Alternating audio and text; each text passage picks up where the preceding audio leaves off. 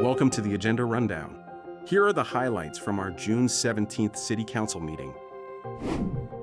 The City of Menifee approved an MOU with Arts Council Menifee for the piloting of the Menifee ArtBox Program. The program is intended to provide a structured and collaborative approach to implementing community-focused public art while allowing for the evaluation of operational considerations, maintenance needs, and community interest. The Menifee City Council voted 4-1 to approve the appeal of the Murrieta Road Warehouse Project.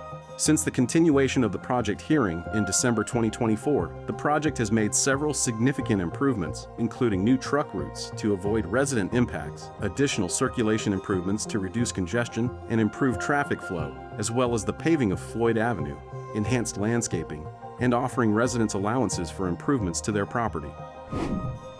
The Menifee City Council adopted procedures and an ordinance related to the new SB 707 legislative guidelines that will now require that City Council meetings provide remote participation opportunities for the public. Information on how the community can participate remotely will be provided on all future City Council agendas.